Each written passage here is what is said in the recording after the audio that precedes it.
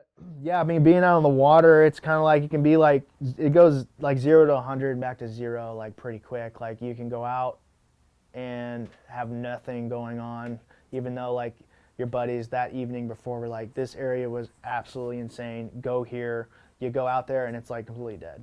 And it's like you're 5, 6 hours into it and you're like, dude, there's nothing going on. So everybody's passed out, like sleeping, everybody's like nodding off.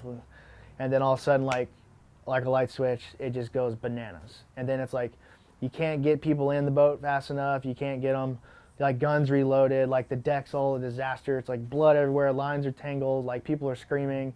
And like, there's a guy fighting a fish and another spot of fish pops up and then your bug guys in the boat like, well, take me over there. And you're like, well, it gets a little crazy. So it goes to that. And then like, you got like an hour and a half or like 2 hours maybe. And then it like drops off to like potentially zero again. So everybody has to put on their tinfoil hats again and like fight off like the tuna psyops. Because I always tell everybody it's like when there's nothing going on, it's just the tuna are trying to like get you to leave. Because they'll go down, you won't even pick them up on sonar sometimes. They'll just go super deep and then like they just like come up with like the tide to feed. And it's like the fish are there most of the time. You just got to be at the right time. That's what it's all about.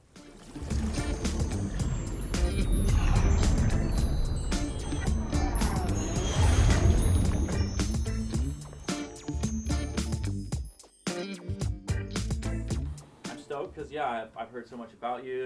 We've kind of like sent messages here and back, so I finally get to like talk with you a little bit more. Yeah. So I guess I'd like to start at the beginning. So maybe like tell me where you're from, where you grew up, and kind of like how you ended up to where you're at now. Yeah. So I mean, I grew up in Texas. I think you're from Texas too, aren't you? Yeah, I was born in Texas. Yeah. Yeah. So I was born in Texas as well. In Belleville, Texas. I don't know if you know where that's at, but it's like between Houston and Austin, Okay. like basically right in the middle. So I roamed around that area, grew up there, all outdoors, swimming in the rice canals to rivers to hunting and all that type of stuff. Did that up until after high school, and then tried to figure out my life and did community college for a little bit. Didn't really like that. I wanted to be a pilot and kind of see more of the world and kind of get out of small town Texas, and I ended up joining the Navy. So I joined the Navy in like 2003 and still in the Navy. So I actually retire like next year. So, I mean, after I joined the Navy, I basically have been all over the place, which has also helped with diving too. So dove a lot of places with the Navy, and been moving around a lot since then. Mm-hmm. And then that's kind of been here in San Diego since 2009. Okay. So luckily I haven't had to move too much since 2009, where before that, like the first 6 years or so of me being in, I was kind of like moving all over the place. Okay. So yeah. Yeah, how'd you end up wanting to go into the Navy, or like what was there any? So I wanted to be a pilot. Right. I was interested in being a pilot. Like I said, I did some community college, but I didn't finish up my degree. That's one of the things, to be an officer, you gotta get your degree and go through OCS. So, the Navy pitched to me, hey, join the Navy, you can easily get your degree while you're in. I think you were in the Navy too, right? Yep. Yeah. What'd you do? I was a SWO and then Oh, dive yeah. officer. Nice. So, I joined the Navy and then quickly found out that the Navy, my priority of going to college was on the wayside, So yeah, I guess I do what I normally do and just started grinding and just getting really focused on kind of like career progression and still like progressing myself in that way. So I still went to college, still knocked out through tuition assistance and things like that, like college on the side, to keep working towards that goal. And then eventually I ended up deterring away from being a pilot and went into Special Forces. Okay. And Chris, feel free to jump in here with your Navy background if you have some questions you want to ask. But like what? So I mean, what was your diving experience like? I mean, when did you start diving? So diving started actually when I was stationed in Guam in like 2006 to like 2009. Started diving a lot. got pretty deep into scuba out there. You know, the water's like amazing. Got really deep into scuba, tried spearfishing a little bit. I was still kind of like on the rod and reel game just from being in Texas. That's what we did out there. Mostly got into it a little bit, like I said, in Guam, and then I didn't really start getting into diving until I had a chance to kind of slow down and like focus on like having just like some stability in my life. So when I moved here in 2009, I really got into spearfishing a little bit deeper. So just like your first time like getting equalizations in and stuff with scuba, like going through the scuba ropes, right? Yeah, learning all that stuff. Okay. So like that comfort level in the water started, I mean, I've always been kind of comfortable in the water just from growing up and swimming in creeks and lakes and rivers and stuff in Texas, but that like at depth stuff, I kind of got comfortable, I think, out in Guam, you know, doing the deeper dives, you know, past like 100 and all that stuff, and just working around like wrecks and things like that, like got me pretty comfortable. Okay. Any hairy moments on scuba? Luckily, no hairy moments on scuba. Okay. No, I've never encountered anything like super crazy or unsafe. No kind of regulator failures or anything like that. I always like tried to keep my gear like maintained and like as much as possible, so I was always getting that stuff rebuilt and things. But yeah, I don't know, didn't have any super crazy scuba experiences in Guam. It was always like super chill. I mean, you could just did some boat diving out there, but I mean a lot of it's just like shore dive. You just walk off, just go down the coral reef and just, I mean, it's all like 100-foot viz, so sick. What's sorry, what were you saying? Did you ever dive the rebreather? Not until I was here. Okay. Yeah, that's all just OC. Yeah, over there, open circuit stuff. Okay. Yeah. What was the first time spearfishing like? So first time spearfishing was, I mean, a quick learning curve, I guess, you know. Started figuring out like range, how to kind of manipulate the gear. Took a little while. Was definitely like maintaining the gear. That was a very long kind of progression for me. Like I always just felt better like taking my stuff into a shop and having them do it, kind of like my scuba stuff. But I was always kind of pretty comfortable in the water. It was just kind of like a matter of like learning how the fish kind of react to you. Yeah, I'd say it was pretty eye-opening experience though, with like the physical limitations of, you know, free diving versus scuba, where like I found it more enjoyable actually to do spearfishing because like you're limited diving by like your bottom time, and like you can only do so many dives a day, etc. You gotta go by the tables or your dive watch.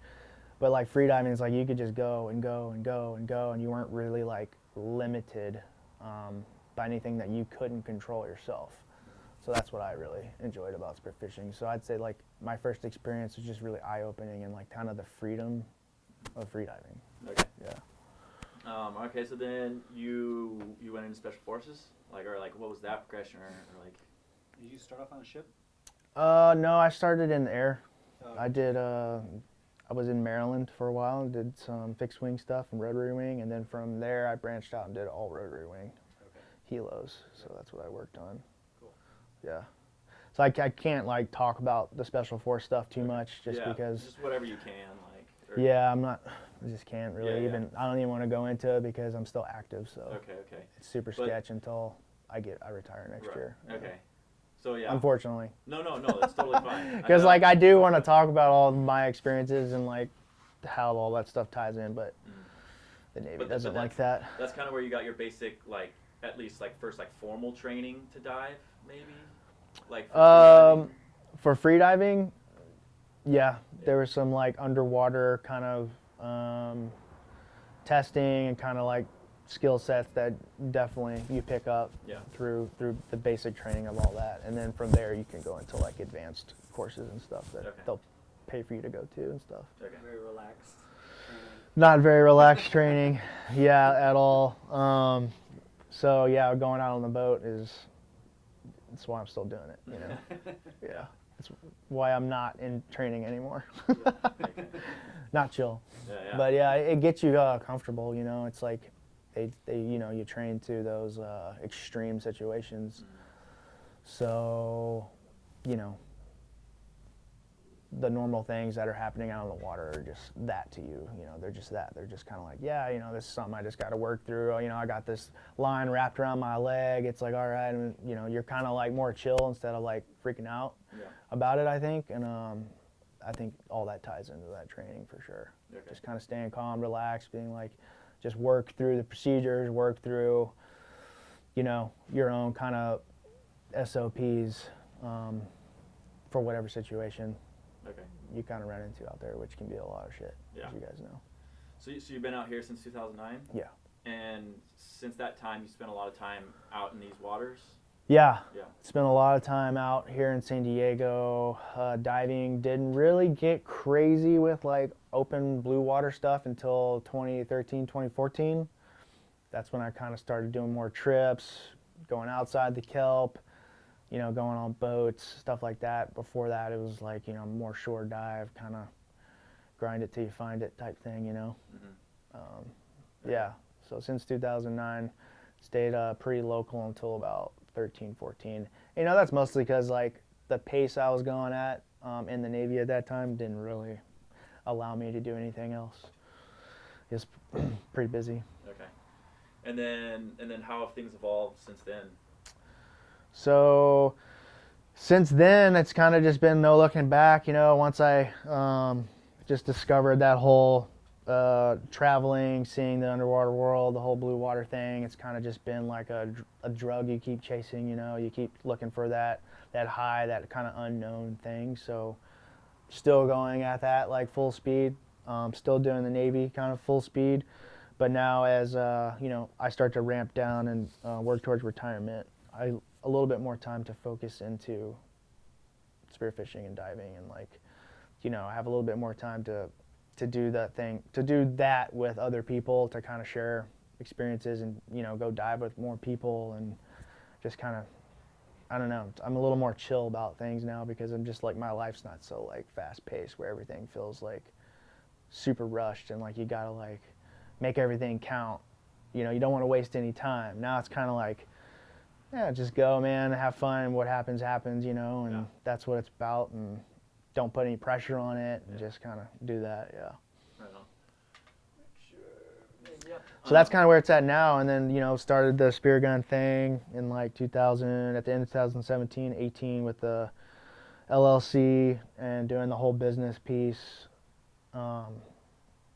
It's been busy with that just because, I don't know, I always just find myself trying to like, you know, progress and like trying to do as much as you can, and just like I just focus energy into that. That's been super busy, super like, you know, make something, test something, you know, test it again, improve it, test it again. What do you think? What do you think? And just kind of like, I don't know. Yeah. It's been more of like a lifestyle, I think. Yeah. But yeah, Sweet. hobby turning into your job thing gets a little crazy. So it's kind of like an art form also, to try to like balance that like work, you know, pleasure kind of like relationship there. So still learning how to deal with that at times, but as long as I can get back out on the water, I think I'm pretty happy overall. So that's what I'm always working towards. Were there any trips, like when you started venturing past the kelp, that really stood out or opened your eyes or made you be like, holy crap, I'm hooked on this offshore thing? Or is it kind of a gradual progression? A big trip. I'd say probably one of the biggest trips was probably one of my Panama trips I did. 2016, probably with like Pete Coriel. I went down to Panama with him, and that really like opened up my eyes to like, you know, just outside the kelp, outside the reef, just like that blue water world. So that trip really hooked me and caught my attention, and then, you know, it's kind of a coincidence that like kind of that year also the bluefin showed up here in like big numbers. So it was like a smooth transition from like, you know, some trips I did in the past to like Panama, to like got back from Panama, and like a month later like foamers of bluefin were going offshore here, and, you know, which had not really happened before. So you could just like easily transition that experience right into that, and it just kept snowballing from there. So what were you hunting in Panama, and what was that like? So it was reef, you know, there's a lot of like reef diving. So you got like the almacos, you got pargo and stuff down there, or caberas, you know, and wahoo, yellowfin. Yellowfin was kind of the main focus down there. So we did a lot of like dolphin jumping and like chumming on the high spots out there, which was always like, that's just one of those things I'm just always so fascinated by. Like, I'm looking down and I have no idea like what I'm going to see, how it's going to all unfold, even though like I'm always mentally rehearsing all that stuff in my head. Like before I dive, it's just like you just never really know how it's going to pan out until it's all over. So that's why I'm always like, just cannot wait to get back down there again and like see what's going to happen.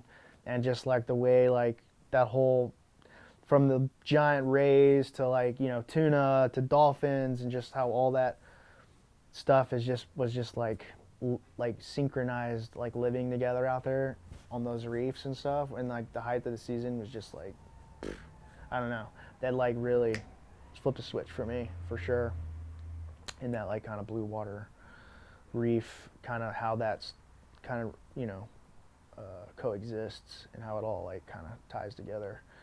And then just like, I don't know, my like personal triggers, I guess. Yeah, Cool. it definitely sparked my imagination and kept me engaged, and wanting to do more. So Awesome. still chasing that.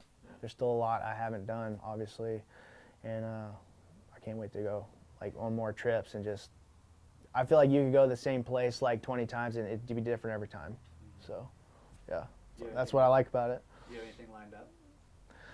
Yeah, this March I'm gonna go back down to Panama for a while, try to do some filming down there for Kinetic, and then I think I'm gonna hit the Gulf of Mexico again in like April Okay. for some of those big wahoos Okay. out there. Where you We'll go- see how it goes. Where are you going out of? I'll probably leave out of Louisiana Okay. in April, and then down in Panama it'll be Hannibal, and then just like the local islands and reef structures around, kind of like that peninsula down there, like Cobia National Park and all that stuff, Gotcha. state park. Got any good stories about Pete? Pete. There's no way you don't. Yeah, there's no way you don't. It's just like what I want to talk about on the camera, What but is it? I mean, Pete's always like, you never know, kind of like, just like just kind of I mean, it's all positive, crazy energy, but it's kind of like, what is he gonna pull out of his like sleeve that day? You know, my experiences are like in Panama, he would like run out of the bathroom with like a giant snake and like fling it at everybody, like eating their, you know, dinner at the table, to just always cracking jokes and, you know, helping you out, you know, trying to offer advice and like his experiences, and just, I don't know, it's just always like an interesting ride when Pete's on the boat, with just his sense of humor and everything. He's always like super kind of like into it. He's always energetic about like the trip, and like, you know, trying to share that experience with you. So I always enjoyed that with his trip, for sure. Yeah, Yeah. Pete's an animal. Yeah. I went out with him one time. He'd like watch him smoke a whole pack of Yeah. cigarettes one night, and then go out and just dive like an animal the next Yeah. day. Just like how. Talent. Yeah, the stuff on the shore to like in the water, that like how that stuff works out, I'm not really sure. So, but yeah, I never had a bad time diving with Pete. So Yeah, he's good. definitely. What about, I don't know, maybe for those like who aren't familiar with kind of like the bluefin story out here, like tell us a little bit about it, and yeah, like what your thoughts were when they started showing back up. So yeah, when bluefin showed up here, I really didn't chase them too much. I mean, there was like I said, I didn't really get into like that blue water world here until like 13, 14. But talking to like some of my buddies here that I've dove with for quite a bit during that time, you know, bluefin was like a thing. You'd have to run out to like Tanner Bank, you know, 100-mile run to like shoot a 20-pounder and be like super stoked about. So, you know, I jumped into the bluefin kind of blue water game here, like super spoiled, I think, because, you know, you could run, you know, 15 miles offshore, 20 miles offshore, and you could be in like 200-pounder 200-pound bluefin. So that was like super crazy, super fast, like drinking like out of a water, like fire hose, so to speak, where it was, you know, they would show up in such, the volume of fish was just crazy, and I had never experienced anything like that. And like I said, that whole transition from like Panama with Pete to like Puerto Rico and like Wahoo and stuff and all that, before that to coming back to bluefin foamers for like miles and miles, and just like when they first showed up, the volume was like pretty intense and of like larger bluefin, and you could just run offshore and there would just be like clouds of like birds, not just like a school of like 20, 30, but there you'd look in the distance and there would be like 500 birds, and I mean it's just like bee swarms, and you could just run out and there'd just be massive foamers of like breezers and foamers, and it was just like kind of figuring out like, okay, I didn't have any experience in bluefin, so they are quite different, I think, than yellowfin. Whereas like yellowfin, you're like, all right, I'm gonna get in, and I'm gonna like, you know, wait for one or two to like swim by with like the bait, or they're gonna hang around. Where bluefin's like, it's a school mentality, and they're like moving together as a school, learning how like the boat kind of like interacted with it and how it affected the school was like definitely a steep learning curve here. But yeah, bluefin just kind of overall just blew my mind, and like every single time I went out in like 2016, it was just unreal with like the amount of fish you could get in and just, I mean, see like hundreds and hundreds and hundreds of bluefin, which was, it took the yellowfin and like exploded that in my mind basically. Yeah. Okay, so then. And I think that was pretty much the case for about everybody local here. They're just like, what is happening offshore of San Diego? This is crazy. This hasn't happened in like years and years. And I think everybody that was able to like get out and dive to like 30 feet went on a boat and like went out and started chasing those things. And, you know, guys that had a lot of experience definitely were like teeing off out there. And it was just unbelievable experience, and still is. Yeah. It's just different every year. Yeah. So. How have you seen it evolve through the years? I'd say, I don't know, it's kind of like just the way they move through the area changes a little bit. I'd say there was more like a larger volume of bigger fish early on, and then it kind of went smaller in like the middle, like 18, 19, even though there were big ones still out there. They didn't come in as close. They stayed on the outer banks. But it's, you know, it's basically sonar marks, foamers, breezers. I'd say if anything really evolved with the bluefin here, it's the diving and like the techniques to like get on the fish is what really has evolved. I think we've evolved more to the bluefin than like the bluefin have like their kind of like migration and like what they do through our area. I don't think it's changed that much. Personally, I think it's just the way we go after them has changed quite a bit. Because I think every year we learn, every time you get in, you learn something, and you know each season brings a little bit of different flavor. But overall, the volume is like increasing, I would say. Yeah. It's just where they're going to kind of migrate through changes a little bit. Yeah. So yeah, talk a little bit about the bait changed. I would say is a pretty big thing. Like early on, the bait that the fish were eating was much larger bait. You know, it'd be like 4 to 6 inch bait fish. You would jump in, and it'd just be like massive bait balls of like big bait. And I think that initial wave of like jumbo bluefin came in because of that size of bait. They could like eat their fill a lot faster. Where it kind of switched to like micro bait, you know, that like 1 to 3 inch stuff. Which I don't think is as appealing to like a 200+ pound bluefin. They just got to eat like so much more of that. Still tons of bait out there, but I think that was kind of the big shift in like from big numbers of big bluefin to like mixed grade, mixed school even in like the middle there. And even now we get a lot of like mixed grade in a school where like those like 16, 17, 18, if you were to go out, you could be like, that's 40-pound stuff. Let's blow past that. You know, those are 200-pounders. Like, they wouldn't mix up in size. So now it's kind of like you can go out you could see all kind of like a whole grade of fish from like 70, you know, then you could see like a 180 pounder like come through. So they still kind of like swim together, I think, in size, but there's definitely more times throughout the season where they'll like mix Okay. versus early on. It was a very distinct difference. Okay. Do you have any theory as to why they came back? You heard? I mean. I mean, I think it's just the El Nino in 2015. I think changed up the currents, and then, you know, following that, the upwelling and stuff from that, I think brought all that bait in a lot closer. And I mean, they've just been here, I think, each year just because of that bait. And I don't know, no one really, everyone likes to have theories and everything. I don't know why or if they're going to come back again even this year. I think that's always like the debate is like, are they going to come back? You know, are they going to be, what size are they going to be? Like, how many are there going to be? Like, are they going to come close? Or are we going to have to run to the 43 and out? Or like, where are we going to have to go? When's it going to start? When's it going to end? I think that is kind of unknown every year. So I think as long as we have good numbers of bait, I don't mean, they're not actually even really leaving. You know, there's still bluefin out there right now. I think it's just as that bait kind of migrates around, I think that's kind of what brings them in. Okay. Yeah. So you talked a little bit about like the evolution of like technique and tactics to Yeah. track them. So like hit on that a little bit, or.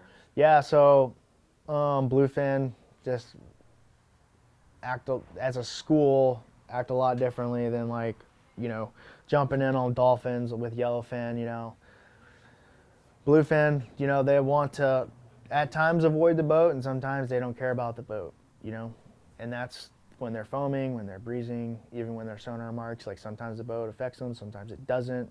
So just kind of learning how to like read and react, and also like the timing and like how fast to kind of pick up what they're doing has, you know, it gets a little sharper each year where you can go out, see a couple schools of fish, and you're like nowadays it's kind of like, all right, yeah, I know what they're doing today. This is what we need to adjust, and this is how we need to like position ourselves. This is what I need to tell the divers to expect when they go under the water, kind of like off of what we're seeing. And that just comes like from being out there on them each year, on multiple schools, and just kind of how they just react off those initial first like approaches, first couple dives and stuff like that. And it's literally different every time you go out, and it changes. It could change like throughout the day, or it could take like 3 days. It could be like a tidal thing, it could be a moon thing. It's kind of like you don't know what you're going to get until you go out there, which is kind of like you don't know what you're going to see until you like do the dive. So it's like, I don't know.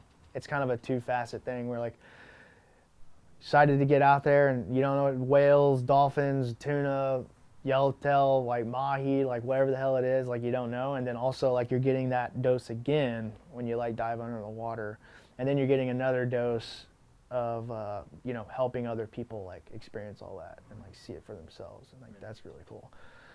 But anyways, I don't know, tangent off on that, but I think the evolution, like I said, of tactics to get the bluefin is just sharpened over like people gaining experience on diving them each year. I think like if I had what I knew now and went back to 16, it'd be like a much different ball game of getting on the fish. I definitely think though, like the fish have seemed to kind of like learn in a way, because now like you kind of have like those like smaller grade stuff has grown and migrated around, and now it's coming back through our area a few times, and I think they do like start to pick up on like boat traffic and like pressure a little bit. I mean, I don't know. It's a theory. Did tuna learn? I don't know. Yeah. But I think like throughout the season, the pressure does start to get to fish for sure. But early on, they were coming in like, you know, doesn't seem like the bluefin had like experienced people in boats. But it was just like kind of like not knowing what to do. Like, let's just drive the boat straight into them, and like, oh crap, where'd they go? And well, if you're the diver, I'm just gonna like sit in this pile of scales and like wait for them to come up, because like in your mind you're expecting the fish to like present themselves again, like come back up. But sometimes that works, sometimes they'd stay down, or they would just still be there. But like as the divers at the time, like you didn't really have that experience to be like, did we just push them away? Are they scared, or are they still just down there and I just need to like dive to like 20 feet? You know, because like the water here isn't 100-foot viz normally, so you don't really, you can't see past that thermocline a lot. But yeah, I'd say like just gaining that experience over the years. I don't think the fish have changed that much. I just think it's how we kind of tackle it. Okay. Yeah. Well, like paint a picture for like what tuna hunting looks like, because I think it's one of those things that you can be told about it, and then once you're in the moment, it's just like holy shit. Yeah, in the moment, like doing it out there, not watching like social media, videos and stuff like that. It's not like kind of the same world. I think a lot of like social media and stuff makes it look like really easy, whereas there's actually like a ton of stuff that goes into it. Like I always tell everybody, like bluefin diving is like a 3-day ordeal. Like I spend like an entire day before every single trip, like going through all my gear, oiling the guns, re-rigging, checking all the cables or spectra and all that stuff. And then there's like, might get a few hours of sleep if you got kids or whatever. And then there's like going to the boat like the butt crack of dawn or like hours before the sun comes up, and then you're gone all day, going through that craziness of tuna psyops, and then you come back and then it's like the whole day after where it's like cleaning and processing and moving fish and like dealing with that and like vacuum sealing and like maybe 2 days. It's like a crazy ordeal. So it's pretty nuts, the bluefin thing here. But yeah, I mean, being out on the water, it's kind of like it can be like, it goes like 0 to 100 back to 0 like pretty quick. Like you can go out and have nothing going on, even though like your buddies that evening before were like, this area was absolutely insane, go here. You go out there and it's like completely dead. And it's like you're 5, 6 hours into it and you're like, dude, there's nothing going on. So everybody's passed out, like sleeping, everybody's like nodding off. And then all of a sudden, like a light switch, it just goes bananas. And then it's like, you can't get people in the boat fast enough. You can't get them, like guns reloaded, like the deck's all a disaster. It's like blood everywhere, lines are tangled, like people are screaming. And like, there's a guy fighting a fish and another spot of fish pops up and then your guy's in the boat like, well, take me over there. And you're like, well, it gets a little crazy. So it goes to that, and then like, you got like an hour and a half or like 2 hours maybe, and then it like drops off to like potentially 0 again. So everybody has to put on their tinfoil hats again and like fight off like the tuna psyops. Because I always tell everybody, it's like when there's nothing going on, it's just the tuna are trying to like get you to leave. Because they'll go down, you won't even pick them up on sonar sometimes. They'll just go super deep, and then like they just like come up with like the tide to feed. And it's like, the fish are there most of the time. You just got to be at the right time, that's what it's all about.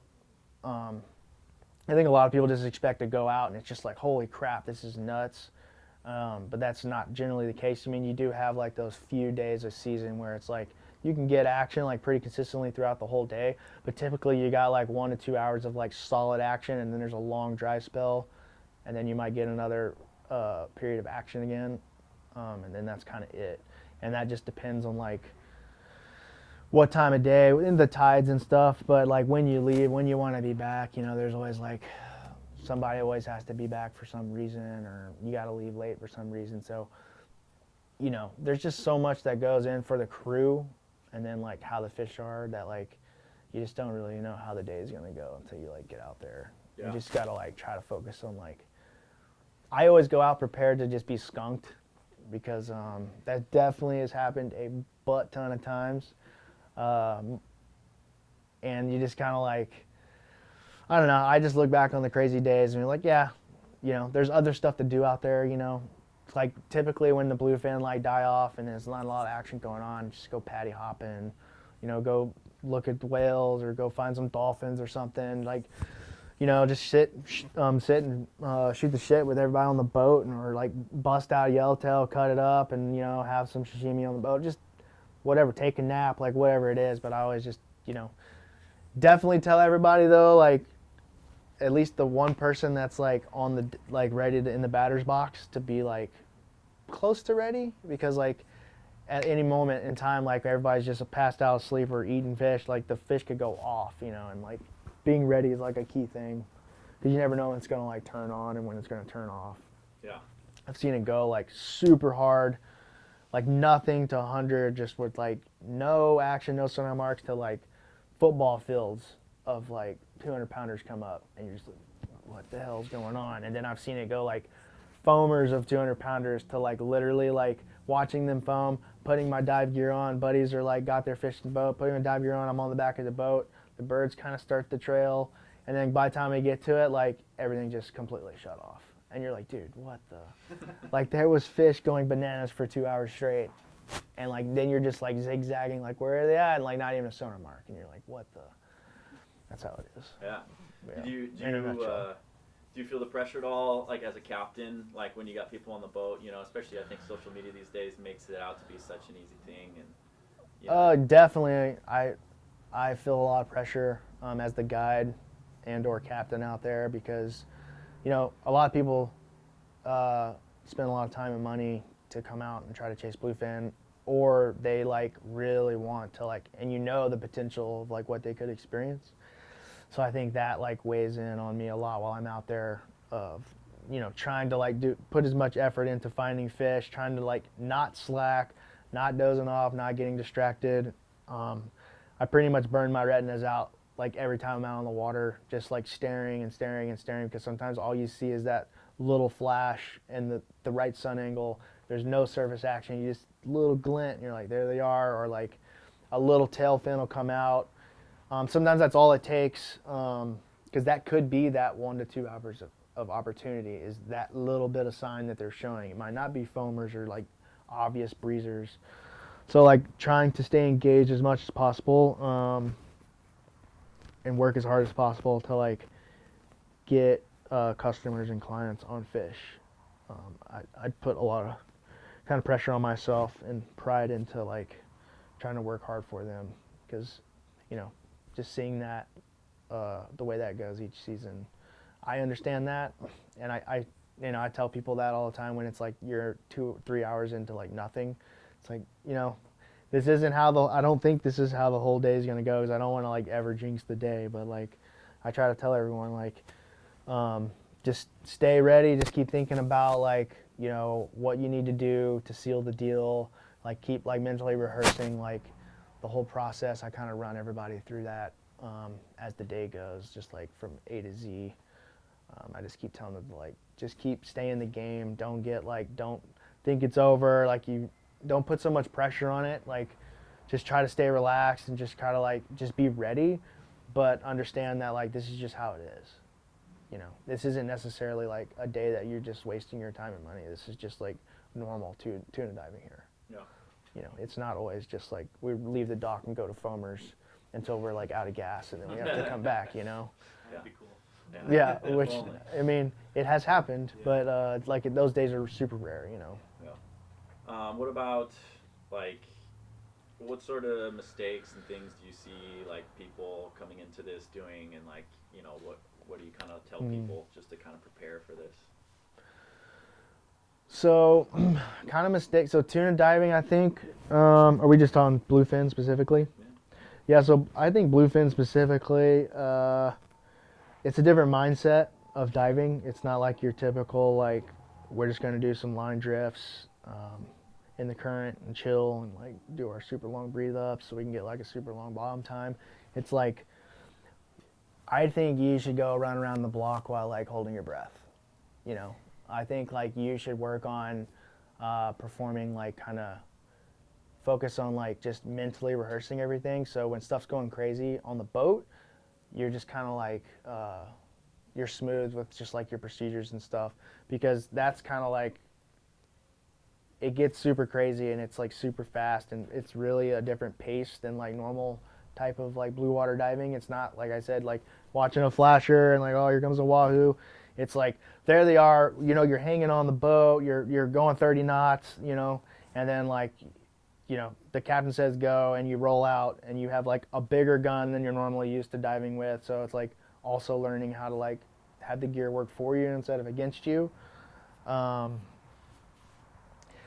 mean, there's so much, you know, I tell everyone, I think the biggest thing is just to like work on when the chaos is, when it's getting crazy and all the like the madness is going and like you see the fish, just to try to like let everybody else, the whole team on the boat, do the work, and you're just on the back. You just kind of stay and like your quiet place and you just try to stay calm. I think that's like the biggest thing is like just trying to learn how to like stay calm and like to get your heart rate down and just kind of mentally rehearse what you need to do. I think is like probably the biggest thing for most people to help get them a fish, because if you get super like sucked into what's going on and you're trying to do like you're moving around in the boat like you weren't ready, so now you're like flustered because you're trying to get ready. You're trying to throw your fins on, you're trying to find your weight belt, you're trying to put your dive watch on or your mask, like all that's like I think burning like that O2 and like getting your heart rate up to where like you're already at like level 7 and you're not even in the water yet. So I think if you can get in at like a level 3 or 4, you're much better off than like you're pegged already and like you get off. And I think that's the hardest thing for people to grasp, because like they might be great free divers and they might be able to dive to 100 feet or whatever, and then like they get off the boat and like you can watch them go down, they get to like 15 feet and they like come back up and they're like, holy crap dude, they're everywhere, but like I can't, my heart is so, it's beating so hard. So that's probably the number one thing is like just being able to stay calm and like try to like control your heart rate and try to like really like be slow and like methodical about your movements. Yeah. The whole, slow is fast, smooth thing.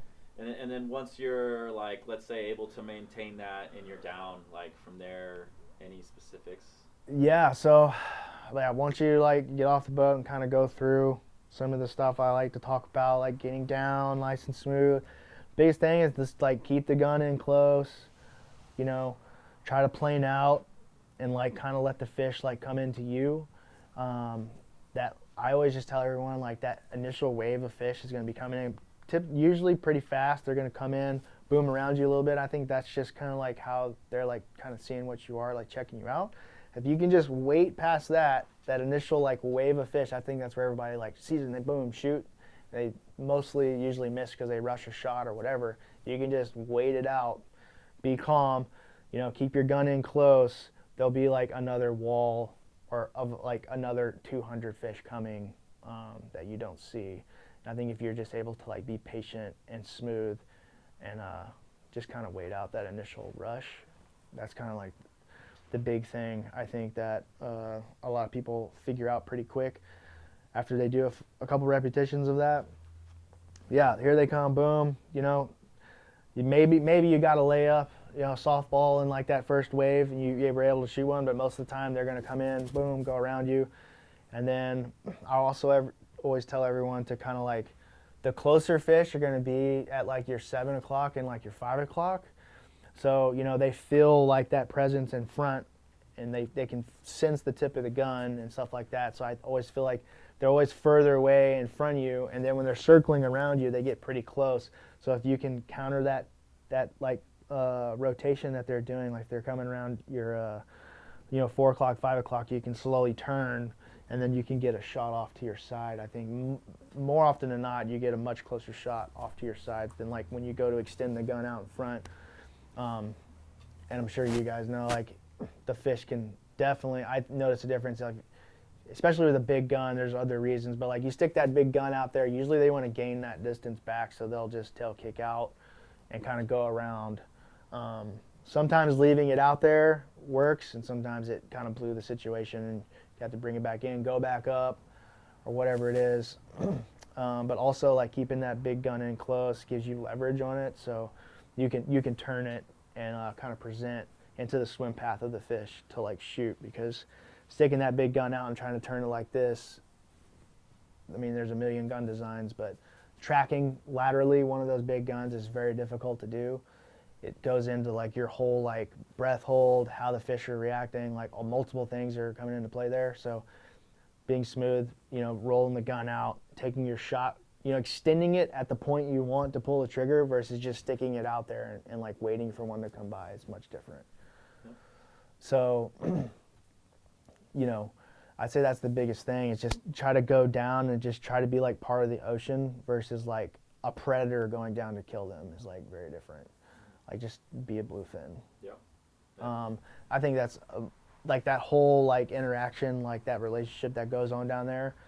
The vibe of that is definitely driven by like how you are like your body movements. Like if you're constantly turning, and you're twisting, and like, you know, your fins are moving around and guns moving around, like it's not like a normal thing that happens in the ocean. So they kind of react off that, and they'll either get amped up as well and be a little more sporadic, or if you're just like kind of chill down there, they'll just typically kind of chill as well. More often than not. Not always, but Okay. you know. Yeah, no, I agree. I think that echoes kind of with every facet of spearfishing too. Any For sure. fish, you know. Every fish, You know, yeah. The less you are of a predator, you know, they Yeah. just get chased around. So. Yeah, the whole like eye contact thing, I think that definitely comes into play. I think that's a thing too. I think there's always some debate on that, but I think there is something to be said about eye contact with fish too. Yeah. I mean, you can see their eyes, you can see what they're doing. So. Oh yeah, I mean, you always definitely when they're swimming by, that big ass eye is always definitely looking. You know, when the breezers are going underneath you, a lot of them will like roll over on their side and they got like one eye looking up. So I mean, they're eyeing you. Yeah, you know. Yeah. And then do you have any specifics as far as like aiming goes? Do you like have a favorite shot or like how you? Yeah, so for me, like in my head, I always typically will roll out, present, and I aim for the gill plate because typically in like blue water situations, like depth sessions, like kind of a hard thing to grasp in those like real quick moments. So like that distance of the fish can be difficult. So I always aim for the gill plate. So that way, if it is further, I'll just hit further back in the body of the fish. Versus like, or if it's close enough, then I just hit pectoral or like maybe get like a headshot or something like that. But I always just tell everyone that big shiny gill plate is always such an easy target to pick up in your head, like mentally really fast. This gill plate, boom, pull the trigger. And more oftentimes than not, you hit like mid-body, like center line, which is a good holding shot. Okay. But definitely it's hard for me to aim off the fish in front. Like my mind just doesn't want, I mean, I'm just used for work to like, you know, shoot at what you're aiming at. So, yeah, it's just hard for me like when I'm down to like aim a foot in front of the fish because in that like instinctive shooting kind of mentality, I just feel like, why, you know, I'm going to miss, you know, Yeah, so I don't know. Never made sense to me either. But, you know, the guys that do are able to like do that like pretty well, I mean, usually get pretty good shots too. I mean, it definitely happens, but I think more often than not, I just always go to like that big ass shiny gill plate. Okay. What about how do you like to like rig your setups for bluefin? Yeah, bluefin, I go Dyneema, breakaway. I mean, I used to go fighting float, 100-foot bungee here because you don't have any kind of bottom structure typically you got to worry about. I go 100-foot float line, bungee to usually just like an anchor float. I used to like running the fighting float on the bungee as well, just because it's kind of like one less thing you got to do. It's like one less thing you got to do to get like the next person on their fish. So, but at the same time, it's like more crap you got to untangle and you got to pull back into the boat. So I usually just keep it streamlined. 100-foot bungee to like an anchor float. And that's kind of like a thing you got to like kind of feel out when you're out there, like what grade fish are you dealing with? Because like a single like 3 atmosphere like rife float a big fish it'll vanish. I mean, it'll typically come back up, but I mean that sucker's gonna like, I don't know, man. I've seen like everything under the sun to where like I've had like a 240 pounder not even pull like a little 15-liter float under. It just stayed the whole time and it never even ran. But then I've had them pull like 2 like blue water 100 like gannets down. Mm-hmm. So like you kind of like got to feel out like the kind of personality and like what the what's the word I'm looking for, the Grade of fish. Their kind of attitude for the day, you know, like the attitude of the fish. What's the attitude of the fish doing? Are they chill? Are they like they're wanting to sound like when you shoot them? Or are they wanting to like try to stay with the school? Yeah. So like, I typically now will just go for the ease of like resetting the boat. A single, I like the gannet like the 75, because I also like to let like the system give, because it's like less likely to tear out and for something to break. I think it's better to let it give than like slam on the brakes with like big floats, because it's just like shock loads the system so hard. Even though like the Dyneema is like stronger than cable, way stronger than mono, it can still break that stuff. So, slip tips will usually rip out, or spectra knots will pop or something like that with too much float on. So either a single flow, like a Gannett 100 is pretty good too, because I just usually don't fill them up all the way because it's like too much. I mean, those I haven't seen anything like lift a bluefin like the 100s, because they just not only have so much drag in the water, but they're just so buoyant that you have to make sure you get like a solid pass through centerline shot for those not to rip out. Rife's pretty good, they give their torpedo shapes that are pretty like hydrodynamic, but like something like that, or like the 75 I think works best because it'll like, if it goes under, it goes under. I mean, I've kind of gotten past like, oh no, the float's gone. It's like, okay, it's going, like just get back in the boat. On a good day, like it'll pop up, typically, because that school's not just gonna like swim down to 1,000 feet and just decide to stay down there. Like they're feeding, they're moving, they're migrating around. The school's gonna come back up, and I think that the fish you shoot's always trying to stay with the school again. It's just how bad does it hurt? How much drag is being applied by the bungee and the float. Like, is it going to be able to keep up with the school or not? And eventually, like, it loses the school and does its own thing. But like a big breezer, you can plug that thing, and it'll just like go back with the school. And like I said, like even those like small fighting floats like won't even go under because the fish is just still swimming with the school. Okay. I actually lost a big bluefin out at San Clemente. I was like all out of cable. From a couple days before. All the shafts were bent and like all the rigging was gone. So I had like some mono, opened up the mono. I was like, well, this is what we got, 400-pound mono. Put that stuff on, and then went out that day, and it was even like better than all the other days. And I ended up losing like a really big fish. Shot it, it was like going, and then like, boom, boom, like floats went down super hard, shock loaded, and snapped the mono. Not of the crimps, but like I pulled it up and it was just like in the like one of the folds, like around the line release. It's brand new mono, like I just crimped it that morning, and I was like, dude, and I was like super bummed, like lost like, that fish is probably going to die. I'm just like, dang, that sucks. Like lost the slip tip, lost the shaft, like lost everything, and just pretty bummed. And then like 2 weeks later, my buddy hits me up and he's like, yo, is this your spear? And I was like, because like I always, back then I would rig my, it was a different color spectra. I used like a yellow spectra, and like somebody had got a kite hit on and caught the bluefin with the spear sticking out of its side. Like, so I couldn't believe, like, dude, this is the fish I like shot like 2 weeks ago, and this thing was just like still swimming with the school, like eating bait fish and doing its thing with like a 70-inch 11/32 spear sticking out of its side. You're just like, you go back, you think about like elk hunting and stuff like those, the guys that lose their elk with like a bow, like it's crazy that those animals just like are so driven to just live, Yeah. like they just like, well, this is my life now. I mean, I can either die or just keep, living. Yeah. So this fish was like, I don't know, that's nuts to me, but yeah, I couldn't believe that, that picture he had sent me, and like this, like 200, I don't know what it was. I think it was like 215 or 17, Okay. but it was just like crazy, Yeah, the resilience of those fish are just mind blowing. Yeah. They can do that and still just keep going.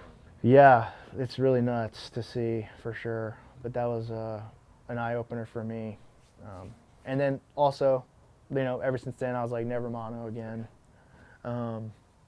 Never mono again, just because like I always try to like rig everything, even if I'm going reef diving. Like I'm just gonna rig for the like slight chance of that fish of a lifetime coming by, and like needing everything to be like rock solid. Like I don't want to take any chances like something breaking, failing on me. So since 2017 I started using Dyneema. I've been using it since then. Okay. Yeah, stiff jacketed stuff so it doesn't like tangle up on itself. Okay. Yeah, because some of it, like certain type of like Dyneema reel lines and stuff are pretty like devil spaghetti, as my buddy Steele would like to say. Just gets like super tangled up and like knots up, and like you'll get like a line wrap or something, or on your, it'll like wrap on itself or your bands or something like. But like the stiff jacketed stuff, I mean, Aussie reel stuff for a long time. I was using it, but now I think like Neptonic sells it and some other. I think Spear America might even sell it now, Okay. but pretty good stuff. I mean, Any specific like thickness or? I use it's 1.9. Okay. It's like 600 rated at 680 pounds. Okay. I've never had it break, never lost a fish to it. Never had it tangle on itself. You know, knock on wood. Yeah. But yeah, that stuff's super rock solid, and I've even been able to like land multiple like big fish off the same spear. Like it just didn't bend for whatever reason, and still held up. You know, eventually I changed it out just because it like starts to get faded and like funky looking, and I'll throw it on like a patty gun. I'll like cut the sections out of it and put it on a patty gun just to save money on that stuff. But yeah, this stuff's been rock solid, man. I've had no reason to ever use anything else. Like cable gets memory in it. You know, you shoot a fish with that and it's like corkscrewed or like kinked and like you can't get that stuff out. You know, it'll like fray. It's way more expensive, you know. I don't know, pros and cons, but Dyneema is also like super light, so there's not a lot of drag on your spear, whereas like cable's heavy. Mono, there's not a lot of drag there. It's just like really weak. I just don't trust it. But like Dyneema, there's like almost no resistance on the spear. So like that one extra foot, you know, It might be make or break. it might be make or break to, you know, get that slip tip toggled on the other side. Yeah. No. You wanna come on over? What about like you use Spectra for the slip tip or like Yeah. cable for that or? You know, I always go back and forth. And that's based off like fish size, and I think also like the float system. I kind of based that off of. Definitely lost big fish on Spectra. Definitely lost big fish on cable because they ripped off. I've also landed some nice fish on Spectra, where it was barely hanging on, like skin only. Whereas like if that was cable, I would have lost it. Yeah. And then I've had big fish like kind of like that situation with mono, where you know it'll run super hard. Mostly before like I kind of learned to like tailor that parachute system, so to speak, to where like it just wouldn't shock load as much. But like if guys have lost like, I know here over 300 pounders on like a Spectra slip tip where they pull up their spear and it's just a slide ring with nothing, you know, and you're just like, dude. Yeah. And those guys mostly go cable, and then like I don't know, man. It's just always a debate, Spectra or cable. I think more often than not, like Spectra is pretty good to go with, as long as like you just don't have like a crazy amount of like float. Okay. I think that's the biggest thing. If you got a good bungee and you got like a system that's going to give when that fish runs, you'll probably be fine. What about how do you rig for monsters? Like if you're going, if it's looking good, like. I'll go probably cable, because then I'll probably use that bigger gannet float. Like if I got reports of like, you know, bigger triple digit, like 200 plus pound stuff, probably gonna go cable just because like don't want to take a chance on the Spectra knot, even though that Spectra's more like versatile with like fish size, especially like, you know, if you shoot like a really small one, those things are like butter, you know, they're like so, the skin's like nothing, you know, like they rip off real easy. But big boys, I typically go in cable. I'll probably go like a lesser float and a fighting float, or just like a blue water, like a Gannet 100. So just like a single float, or you Single. have like a single float? Yeah. Okay. Yeah. Yeah. Those big Gannets, they'll come back up for Okay. sure. I've had them disappear, but they came back up. Cool. Cool. Haven't landed one over 300 pounds, but all the like upper 200s have come back up. So Okay. So wait, what? maybe this year, we'll see. Yeah. Maybe they don't even come back. You know, Yeah. You never know. it's always the what if, you know. Yeah. What about how wild was the mahi this year? So the the wahoo. I was gonna say wahoo mahi combined, but yeah, mahi. I'd never seen anything like that here. That was absolutely insane. I mean, dude, the epic amount of just football fields of those things. Even early on, I was like, dude, there's a lot of like Dorado here already. And then like just as the season went on, it's just like more and more and more, to where like you could get in on a patty and burn your entire memory card, like staring at like, you know, it got to the point where like I'm just gonna get in and wait for like 3 of them to get lined up and try to get a 3-for-1, and it's just like crazy stupid. Like never see that, you know. Usually there's like a little like tiny school of them, and they'll come in and out, and like you gotta play cat and mouse with them. But like last year was, dude, you could get in, see them for the entire. You could just watch them for an hour. Yeah. You'd just be running out through schools of mahi to go out to the bluefin grounds and tuna grounds. Yeah. Definitely all time. Craziness, mahi Yeah. madness for sure. Yeah. Yeah. Pretty wild. Pretty wild. So let's talk about the guns. So like maybe like tell us about Kinetic, like the company and the guns, and like how you kind of came up with what you got. So, yeah, Derek and I, we came up with Kinetic just kind of out of a necessity of just like wanted to build something for ourselves. There's always like, you know, I would always like not like something about like one of the spear guns, and I would like something about this one. So I had like multiple kind of different guns that I like for different things. And I was like, I'm just gonna like take the things that I like and just put them into like one gun. And then that's kind of how it started. We made the first couple guns, and then started using them local here. I was working out at San Clemente Island, and then from there, like guys out there were like, "Yo, can you make me a gun?" And like, "Can you make me a gun?" And a couple guys here, and then I was like, "Why don't we just start, you know, making spear guns, you know?" And then that's kind of how it started, honestly. And then I was kind of thinking, well, let's get a, you know, LLC going because it is a risky thing, and I think it's just good to be covered by the business. But from that aspect of it, but that's a whole nother topic. But yeah, that's how it kind of started. Just like wanted to create something that like I was proud of and like that I felt confident in using, and then that's how it all started. And then from there, it is what it kind of is today. It started in like really like 16, 17, but like just didn't, you know, get the actual name going until 18. Yeah. And then so I feel like at first I saw like a lot of roller guns, and then now I see mostly kind of like these traditional guns. Like what did you learn, you know, throughout like your process of the I think overall, like the roller guns, we were making roller guns and kind of pushing that, and then more sales just started coming from like the standard band guns. So that's just kind of what it is. We still sell rollers and make rollers, and we sell one every now and then. But I think, like overall, I think the consumer, the diver, for some reason they just want to go with like that, like, you know, you get that positive like confirmation of like you sent it.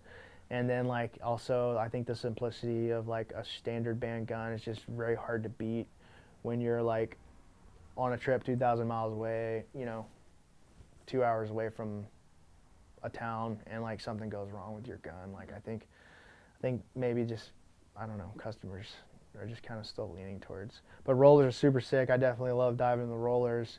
I still use the rollers. It's always tough swapping back and forth between like a roller and like a standard band gun because of like that point of aim and how that works. But that's just kind of how it's been. It's not necessarily like I just don't want to make as many rollers. It's just they just haven't been selling as much. Yeah. And then Yeah. so how do you aim differently then between the two? Like So I think it's just like the sight picture on a roller. It's more flat because the band's going down the gun and into the roller, whereas like the angle of like the bands on like when they're loaded from like the shark fin to the band slot is slightly angled. So I think like your eye wants to naturally follow the line. So like you typically aim higher with like a standard band gun, whereas like when you switch over to a roller, like you typically shoot low. And I think that's like an adjustment between the two. Like with rollers, I always find myself kind of aiming like at the like not the line, like the back line of the fish, whereas like standard bands, I think like you naturally want to like line up the band.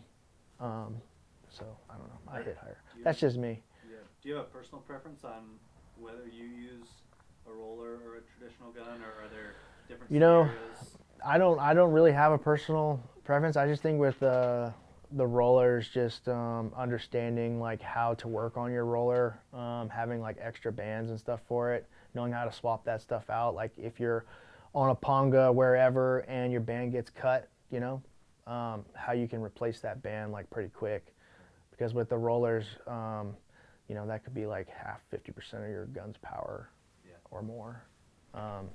So I think just learning how to, like, you know, just like any piece of gear you have, just learning how to maintain it, work on it, the ins and outs to it. So I think like if you have that and you understand, I mean, rollers are great, but you also got to know that about your standard band gun too. I always carry extra stuff. You always have an extra band or two, even or like the roller have an extra band. Like, you know, like if one of those gets cut, you can easily just swap it out real fast, just like a standard band gun, you know. So I always bring like pre-made bands on my trips where I can just swap one out real quick. Or like learning how to tie like the bridles and wishbones and all that, it always comes in handy too. But no personal preference. I enjoy like the feel of the roller. Get a little bit more power in like a shorter gun. The no recoil is super nice. Yeah, but then also the simplicity of like the standard band gun, where if I lose a band, it's like whatever, like I can still jump in right now, because I've definitely been on dives where like the band, the bridle pulls out of the band, and you know, you typically still have like plenty of power.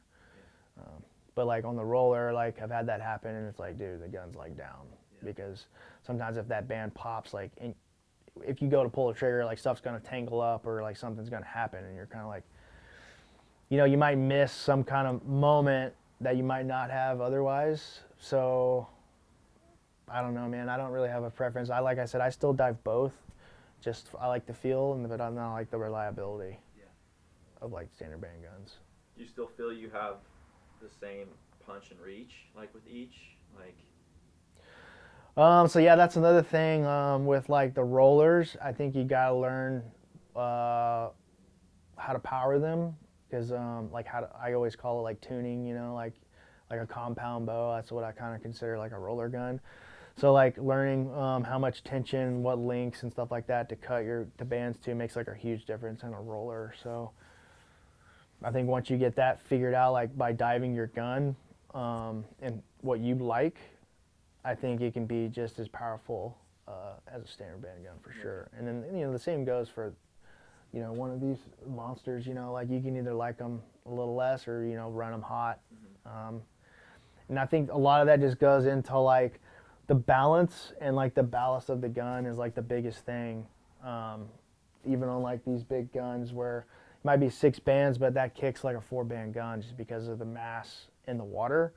You know, like when it's neutral, it swims like very easily because of that. Because like, I don't know, with these I like go and ballast them myself and like individually. So like I get them just right to where they don't feel like a giant log in the water to me anyways. But that just goes back to like, you know, get experience with your gear, learn how to manipulate it, move it around. But yeah, I mean, it's just, I think the balance of the gun, the ballast, and then like how you prefer like your bands, like that tension, it's gonna kind of drive that like range penetration piece. okay. And that's kind of different between everybody. Yeah. Because like I make my bands and how I make them, and then it's always difficult making guns for like 100 people, because you get a mix, you know, like people are like, I can't load your bands, dude, you gotta make me new bands. I'm like, dude, like, dang, all right, well, mail those back, I'll make you new bands. And then some people are like, I need these tighter, man, like I want more punch, you know. So it's kind of like hard to do, you know. I think it just goes back to like dive what you like. And as building a custom gun, I try to get as much of that info as I can from the customer, like from A to Z, all into like the finer details, so I can like try to like make it the way they want it, so they don't have to like do that later. But until you get in, especially like with a new gun, I mean, you don't really know until you go like shoot it yourself and try it out. Yeah. What about like, do you have a specific like diameter shaft and like diameter bands and percent? Yeah, so I like to run the 14 mil small ID bands. I get, because that inner diameter of the band is a little bit smaller, you gain some rubber there. I think you get a little more sling out of the band. It's a little smoother of a shot versus the bigger, like 16 mil, like standard band. They're a little more snappy, a little, they do hold their tension longer though. So that's kind of a pro and con to the 16 mil bands. And then the 16 mil small IDs are just like nuts, which sometimes I put those on the rollers because you're not worried about like recoil and stuff. But yeah, the overall I definitely tend to go to the 14 mil like small ID just because of that like smooth shot overall. 16 mils. If you're gonna like go out, like say for bluefin, and your gun, you could be in the batter's box for like hours. Your gun's like loaded, you know, you're waiting to go. I think over the course of a day, the 14 mil small IDs will lose some of that like snap. Still like with these guns anyways, still plenty to take a fish, but the 16 mil, they'll hold their power a little bit longer just because there's a little bit more rubber there, but you do get more recoil. In a standard man gun. Okay. Yeah. Cool. Yeah, so I think overall I definitely prefer those like 14 mils personally. So I pretty much rock those on everything. Okay. And then maybe talk like a little bit about, what is the background of the other guy that works Kinetic? What's his name, Derek? Derek, yeah, so he retired last year. He's a nuclear engineer guy, electrician dude. So me and him, we were in a platoon together. That's how we met, and then we just worked together out at San Clemente, and that's like kind of how we like merged. Like kind of like took all the in the field experience, and he took his like I love to draw blueprints, and I love to do math, and I love all this stuff, and like we merged that together, and that's kind of like how we kept, and we're still like kind of balancing everything out like today. But yeah, he retired, and he lives up in Montana now.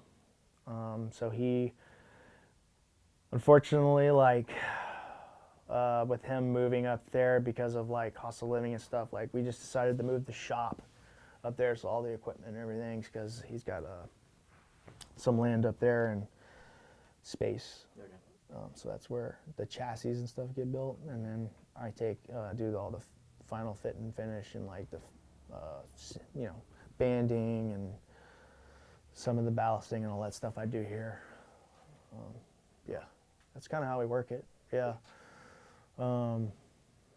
Yeah, he's covered in sawdust, and then, I'm out there on the water, like slinging, and then, I don't know, it's like up and down, like sometimes, he's out there hunting elk, and then I'm like covered in sawdust, so it just depends on like how it goes, but that's how we run. It's been pretty good relationship so far. No complaints there.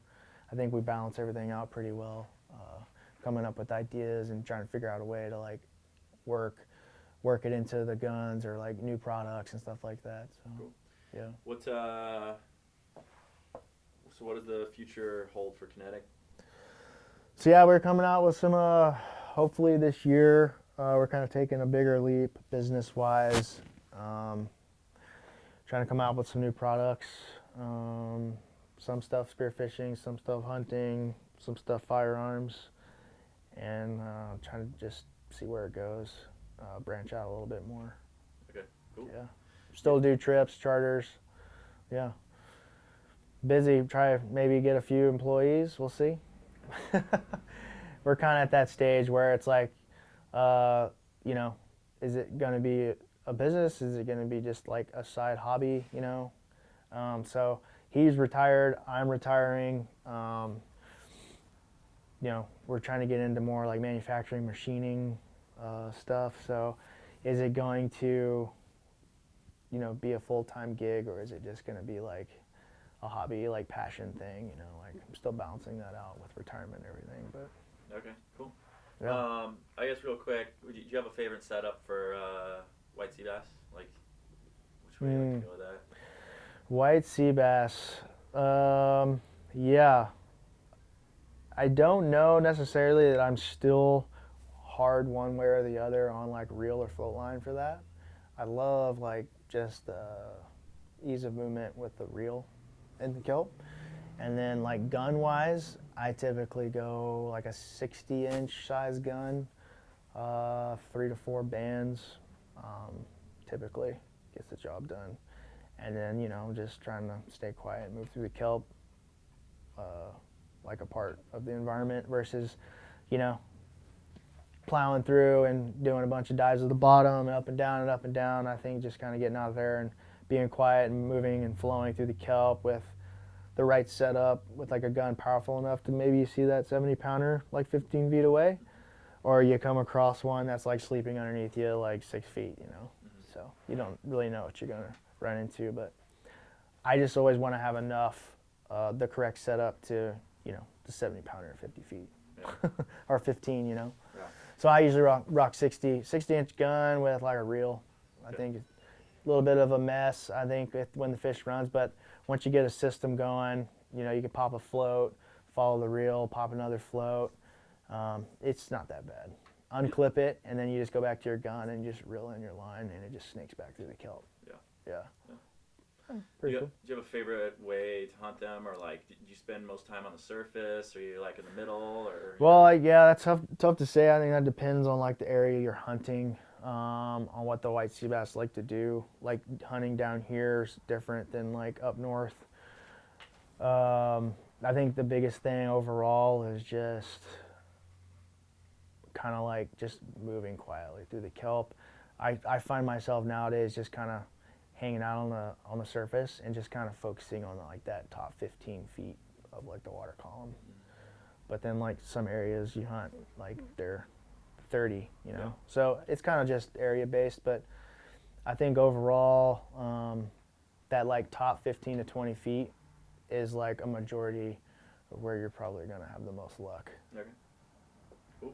Yeah, but you know, shot them at all depths. Right. So Yeah. it's white sea bass. Okay. You have a favorite fish to hunt?